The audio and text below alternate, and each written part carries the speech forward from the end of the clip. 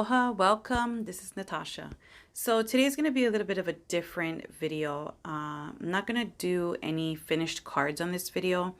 I'm just going to show you how to do this turnabout stamp.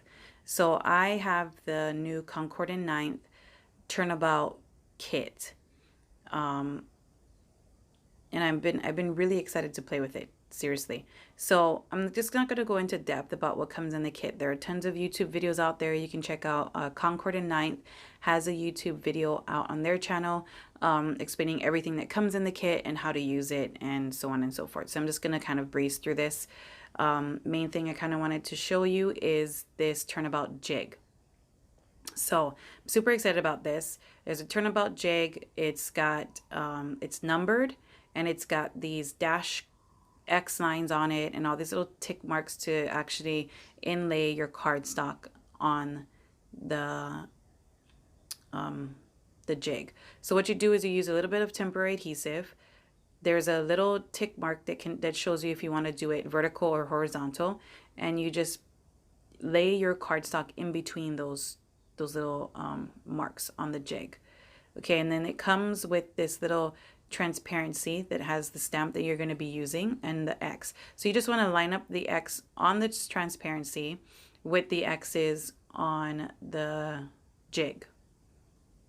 Once you get it all lined up, then you can just lay your stamp over the black parts of the images and then pick up your stamp with your stamping tool. So I've been wanting to do these turnabout stamps for a long time, since the first time it came out. I'm showing you the inks here that I'm going to be using. But I never had a stamping tool big enough. And I'm sure you could do it with just acrylic blocks, but it's just makes more sense to do it on with a stamping tool, because you could do it repeatedly and it's a lot easier on a stamping tool or with a stamping tool. So I only had the Mini Misty for a really long time. So I just, looking at everything and just kind of researching, I knew that having the Mini Misty wouldn't fit a lot of these turnabout stamps. So I think it was like right around Christmas time, I ended up getting the Tim Holtz stamping tool. And this one actually fits the turnabout stamps. So I'm super excited. It's the first time I'm getting to play with the turnabout stamps from CONCORD&9TH. And they're so much fun. So I did double stamp this one just to get it like a nice crisp, really dark impression. Then I am taking my wipe and wiping off the ink on my stamp, because I am going to be adding different colors. So what you're going to do now is you see that the top right I have the number 1, and you see to the left there's the number 2. You want to switch it to the number 2 is fully visible on the top right hand corner. Okay, and then you're going to ink it up with the next color of ink that you want. You can do all kind of color combinations, guys. So stamp that down, and then it kind of just fills in the background. So you can stamp this out with 4 different colors, 2 different colors, 3 different colors. I mean, 1 color if you just want everything to just look the same.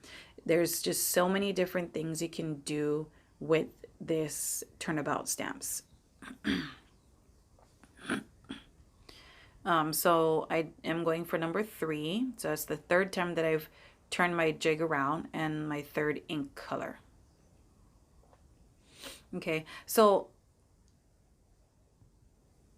I am gonna do I did this a second time. With the stamping tool, the great thing about it is that you can stamp it 1 to 35 times if you want to, if you really want it to go that excessive, but it just all stays in the same place. So I'm going to turn my jig to the number 4 is at the top right hand corner, and I'm going to use my last ink color here and stamp that down. Okay, so reason I didn't put any of these backgrounds into cards on this video. So I was having so much fun doing this with all the different colors. I did so many of these backgrounds, guys, and I filmed a bunch of them. So when I did already start making cards with some of these backgrounds, and I started recording it. But when I started putting the videos together to create my YouTube video, when I was in the editing process, just this alone, just this video here that I have posted, it was like almost 50 minutes long. So I had to like trim down a bunch of video. I had to do a lot of editing. So, and it's still a pretty long video. So I am gonna break it up and I'm gonna show you in another video how I turn these backgrounds into cards. Okay, so this, let's go back to the video. This is one of my favorite ones. I have the Hero Arts, the ombre ink, and I don't know if any of you guys out there, any of you crafters have this, but when these ombre inks came out, like I was obsessed. I was in love. So what I'm doing is I'm taking the pinkish tone or the pinkish color, and I'm going to put that on the top, and I'm just doing a little dance up and down on the stamp just to get the blend between all the colors, and stamp that down, and gorgeous. I love it. So then I'm gonna turn my jig to the number 2 is on the top. I'm gonna flip the ink because I had it the pink on the top at first. Now I'm gonna flip it to where the blue is at the top and then the pink is at the bottom. And in this card you can see that I did do it like the portrait style or landscape style. Sorry, I put my cardstock landscape wise instead of the portrait wise side. You know what I mean? Yeah, so I switched it to number 3 and I put the pink ink at the top, the blue at the bottom, and now I'm on number, I turned my jig to number 4 and I'm gonna swap it and put the blue at the top and the pink at the bottom and just kind of go with it. And I love it. I mean, it came out really nice. I love the transitioning between the colors. Okay, moving real quick into the next one. I'm using the Distress Watercolor Cardstock by Tim Holtz. I have that in my, on my Turnabout jig, and I'm going to be using some Distress Oxides. I have 4 colors here: Tumbled Glass, Picked Raspberry, Antique Linen, and I believe Frayed Burlap. Okay, so my idea turned into something a little different because I had a little whoopsie, and I'll show you in a bit. But I'm going to start with Antique Linen, stamp this one up, and the Distress Oxides stamp so crisp and beautiful. I mean, I didn't even really have to stamp 2 times. Like the Antique Linen I stamped twice, but the rest of them I didn't. So I'm going to rotate to position 2. I wiped off my stamp and I'm going to come in with, I believe, Picked Raspberry is the second color. Yep. This Picked Raspberry, oh, one of my favorite colors. I mean, look at that, just pops. It's just so gorgeous. And then I'm going to switch it to position 3. And this is where the little mishap happens. So I used Frayed Burlap. So my Frayed Burlap, I didn't know, but it is like really, look at that. Right there, it was really watery. Like, I don't know if it's 100% because of the humidity here, but it was so saturated, it was so watery that when I stamped it over, it was just a blob of mess. So I took I believe, what was that, Tumbled Glass. Gorgeous. So because I had that little mishap, I was like, yep, just gonna work with it. I took a little bit of a shimmer mist and I'm misting it from a couple feet above, and I'm just gonna go for it with this mister and just trying to get the colors to pop, blend, whatever they want to do once I start misting it. So I have it a little close. So now you see they're kind of wicking away, making it its watercolor magic, So I've just heat setting that, and I did go in and spray it again, like a ton. So I'm going to spray it again, just really trying to see and get that water, the ink to react with the water. So it's super shimmery, really shiny. It's got a little bit of the wicking away, like watercolor. So it kind of is like a happy accident, like a happy mishap. Okay, so for this one is a little intense, but it's really what I wanted to try out. So I'm taking my VersaFine black ink, and so the VersaFine stays wet a little longer than any other inks. So you can stamp on, add embossing powder, and heat set that. So you don't have to use Versamark, or sorry, yeah, Versamark ink. So I stamped the first, yeah, my first round, took it off of my jig, and I'm going to be adding some clear embossing powder. See how the VersaFine just holds on to the embossing powder. Okay, I'm going to quickly heat set that.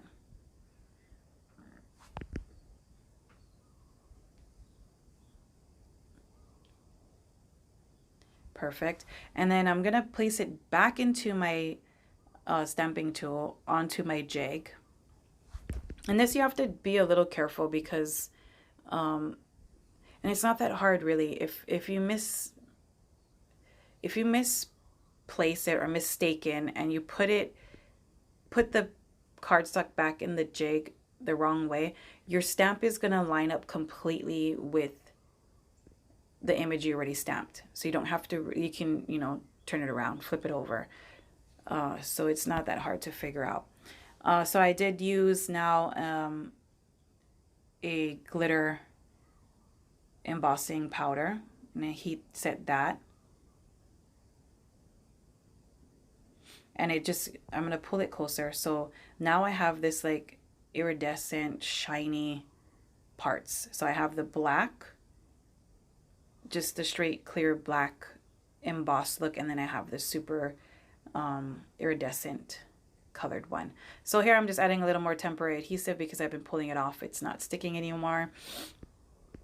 I'm going to place it back in my jig, stamp out with VersaFine, and then using some silver embossing powder this time, I'm going to add that to the areas that I just stamped. And it's going to stick only to the last stamp that you stamped, or the last image that you stamped, because all the rest of it's heat embossed, so it doesn't stick to anything else. So now you see I have the black, the iridescent, and now silver. Okay, and then I'm gonna go in for my last time. I'm gonna flip my jig till the 4 is at the top, and it's really blurry. There you go. And then I'm gonna ink it up, stamp it, and I'm going to be using the Wow Passion Fruit embossing powder. So this will be the little bit of color pop that is going to be on this panel. So I'm just going to add that, and then I'm going to heat emboss that. And this panel, it's beautiful. It is got so much stuff going on, so much shimmer, so much shine. It kind of is a little bit crazy because it's got so much going on, but it's so pretty. Just a little bit of pop of color with that passion fruit. So I'm excited for you guys to see what card I'm gonna be making with that. Okay, so I believe this is my last example. I took this is a Distress Oxide inked background, and I inked it up with picked raspberry, squeezed lemonade, and twisted citron. And it's going to be simple. This one's simple. I'm just taking one color, which is my VersaFine, the black onyx ink. It is vibrant, and I'm just going to be stamping that one color throughout the whole thing. So super simple.